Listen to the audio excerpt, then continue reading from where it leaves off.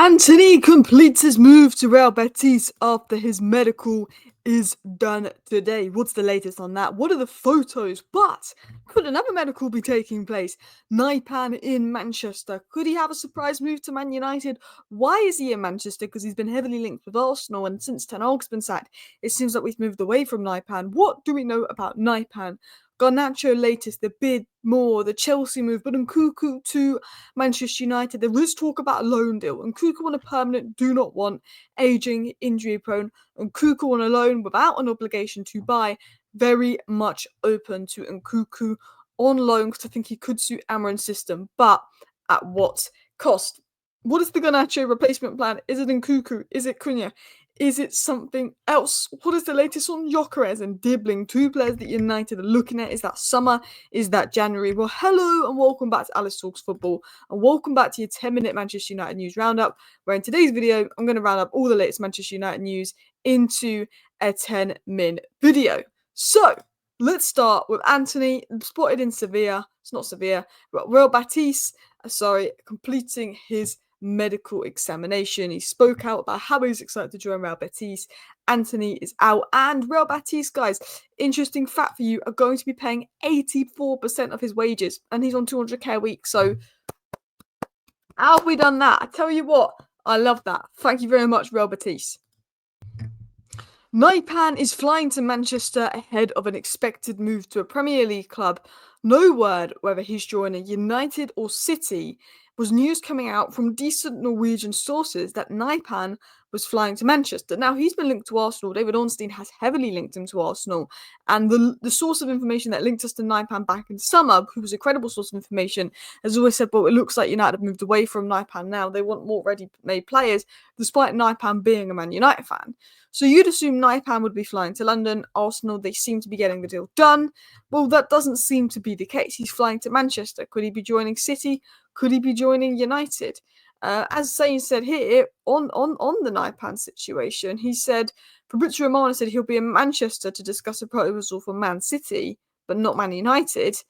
But once they said City are not in for him. So Man City aren't in for Nypan, but Fabrizio Romano is claiming Man City are in for Nypan, and he's in Manchester to discuss that.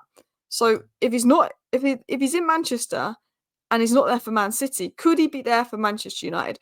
No one really knows what's going on with Nypan. Could there be a surprise signing on the cards? If I was to be totally honest and give you my honest opinion, I do not think we will sign Nypan. I think we've moved away from Nypan since Ten Hag was sacked. I think we want more ready-made players. I think he's a talent. We like him. He's a Man United fan. I think he's always been keen to join us, but I don't think we're looking at him. I think he'll end up at Arsenal or City, but it could be one to watch. Ineos could be very sneaky, very quiet, and sneak this deal out. You never know, particularly with maybe if, Garnacho goes out, they might say, well, we'll get an experienced player and then a less experienced player. You never know. But that is the latest on Nypan. Now, what is the latest on Garnacho? Because I think a lot of what we do will depend on if Garnacho leaves or not. It was said Manchester United expect Chelsea to submit an official bid for Alejandro Garnacho any moment.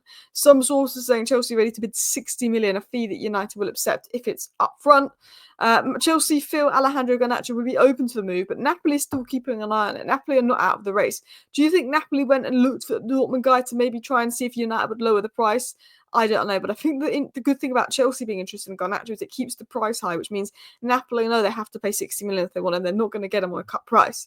It was said that Manchester United have now seriously entered the race for Christopher Nkunku, and United are in direct contact with Chelsea, and this could be linked to Garnacho, where we take Nkunku the other way, and what would sort of be, I think, a PSR type deal.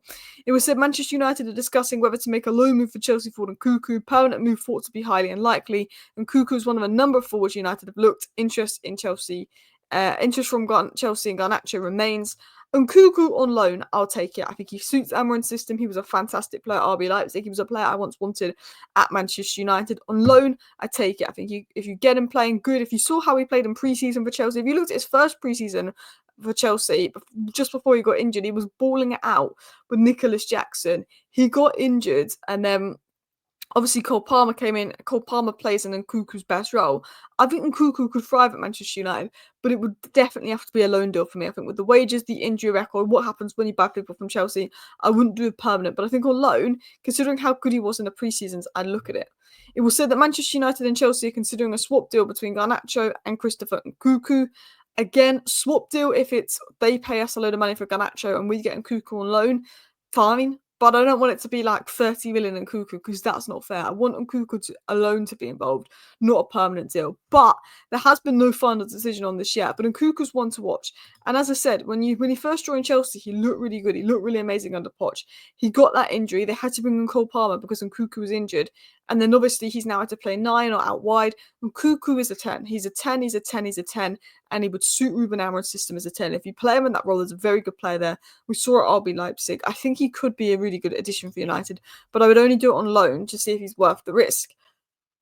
What else has been said in the world of Manchester United news? Barcelona believes Hansi Flick can bring the best out of Marcus Rashford. I agree. Hansi Flick is more of a counter-attacking manager compared to previous possession-based Barcelona sides, and I think Rashford suits it. And I actually think Rafinha looks really good in the 10 role. So Yamal on the right, Rashford on the left, Rafinha is a 10, Lewandowski up top. You've got players like Pedri behind him, Marcus Rashford playing with good players, an overlapping fullback, bit of confidence, got a point to prove. I think Marcus Rashford could be really good at Barcelona, and I want this move to happen. Marcus Rashford has instructed his agent to inform Deco that he's even ready to take a pay cut to join Barca. Barca want Marcus Rashford. Barcelona are working and doing what they can to bring in Marcus Rashford. But it all massively sort of depends on wages, but more so because of can Barcelona get this player out and get that player out so they can afford Rashford's wages. Rashford himself could take a pay cut to go to Barcelona. He's obviously fit. Even though Antony agreed to move to Real Betis, Antony was on the bench and not Rashford, despite Rashford being fully fit in the stadium of training. He's clearly not wanted at United. I had Minna on yesterday and we were talking about it. I think there's more to the Rashford situation than we know. The fact that he's in training but they're not allowed in any of the squad, just sitting in the stadium, I think there's something that's gone on between Rashford and maybe Amorim that we don't know about. Or maybe it's Ineos pushing Rashford out. I think there's a lot more to Marcus Rashford than we know. I think the fact that Antony, who already agreed to move to Real Betis, was there in the squad and Rashford wasn't, when Rashford had been training and hasn't got a move agreed, and Rashford is by far the better player than Antony.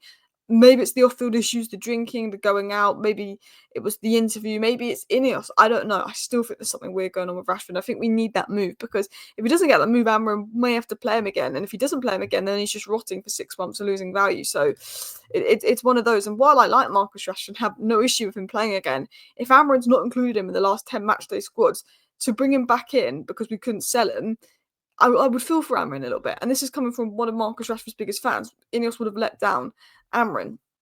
Now, talking of Ineos, Manchester United's second offer of 27 million for Dorgu has been rejected by Lecce. Talks continue this weekend. I honestly think 28 million will walk away. Brighton get this deal for 20 to 25 million pounds, but it's Man United's 30 million plus.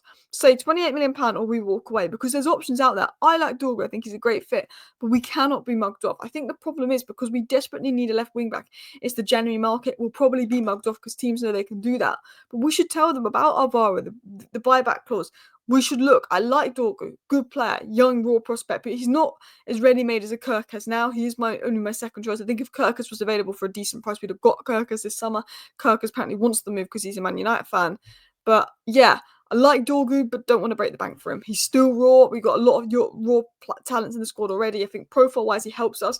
But if it was someone like Kirkes that's is going to come in right away and make a big impact, I'd rather spend the money on him. But Dorgu was my second choice after Kirkes. I want the deal to be done. I hope it's done. I do not want to pay any more than 30 million for Dorgu. If it is over 30 million, you've got to walk away. I'd max it out at 28 million. Talks will continue, but I think Lecce are trying to just see how much money they can get out of United, which is annoying.